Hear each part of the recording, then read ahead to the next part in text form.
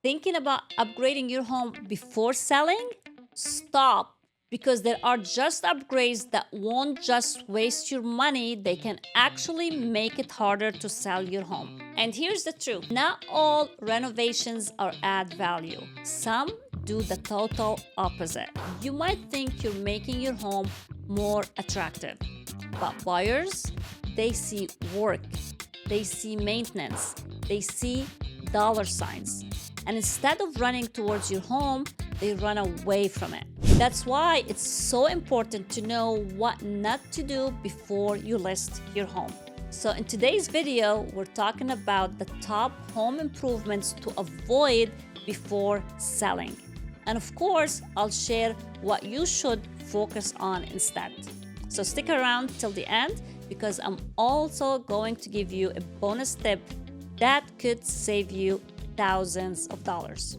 So let's break it down with the upgrades to avoid. First up, overly customized spaces. Of course, we all want our home to reflect our personality, but when you're selling, that can backfire. Think bold paints, themed bedrooms, or built-ins that only match your style. Sure, you might love your jungle-themed bathroom, but most buyers, they see remodel project. Neutral always sells.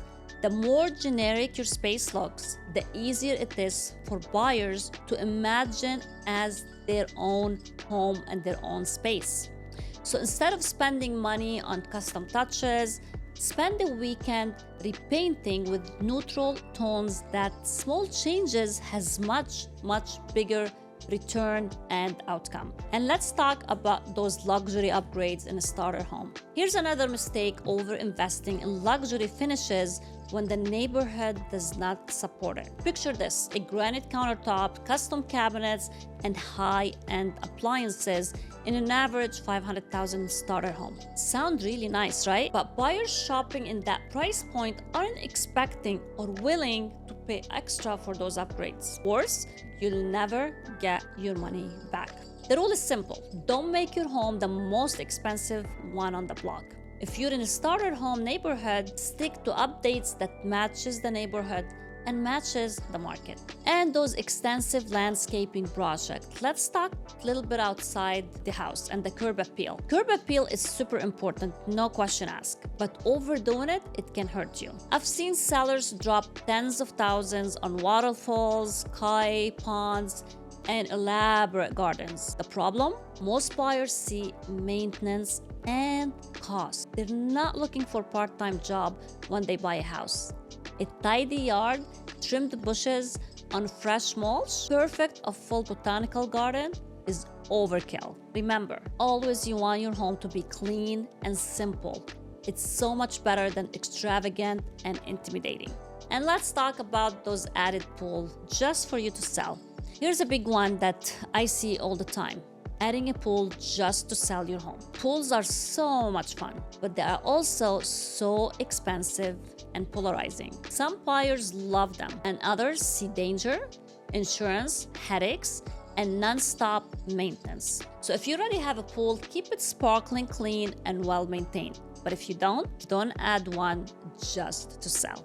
You will never recover that cost, and you will shrink your pool of potential buyers, because not every buyer out there wants a pool home. And that's a big one: garage conversions. Another common mistake: converting the garage into a living space. On paper, it sounds great, more square footage. But here's the problem: most buyers want that garage for storage, for tools, for parking. When they see a conversion, they see money and work to turn it back to its actual garage. Unless you live in an area where garage conversions are the norm, leave it as is.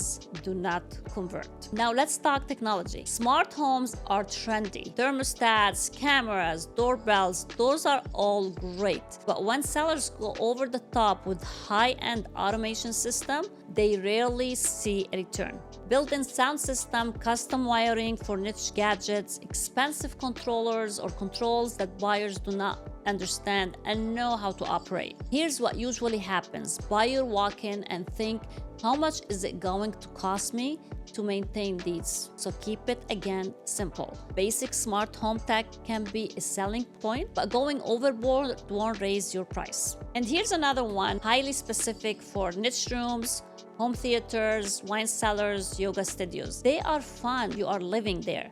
But when it's time to sell, most buyers just see wasted space. What if they don't like wine? Or what if they rather use that space as a bedroom? When buyers see rooms that only work for you, they see dollar signs to remodel. Stick with simple and flexible spaces instead. And finally, let's talk about do-it-yourself projects. There's nothing wrong with rolling up your sleeves, but if the work looks sloppy and finished or unprofessional, buyers instantly wonder what else in this house was done the cheap way. That little project that you thought would save you money might cost you a big at closing. So if you're not skilled at certain repair or upgrades, hire a pro. It's better to have fewer high-quality updates than a bunch of questionable do-it-yourself jobs. And here's a bonus tip, and it might be the most important one. Before you spend a single dime on upgrades, talk to a local real estate agent, because what sells in your market may be totally different from somewhere else. Sometimes the biggest impact comes from the simple fixes, the fresh paint, the updated lighting, deep clean, and minor repairs. Those little improvements add real value and they don't break the bank. So I'd love to hear from you. What is the strangest or most over-the-top home upgrades you've ever seen? Was it built-in fish tank wall, or a gold bathroom, or a disco room? Drop in the comment below and I might include my future video. And you find this helpful? Hit that subscription button and I'll keep bringing you the tips you need to sell smarter, faster, and for more. And see you on the next one.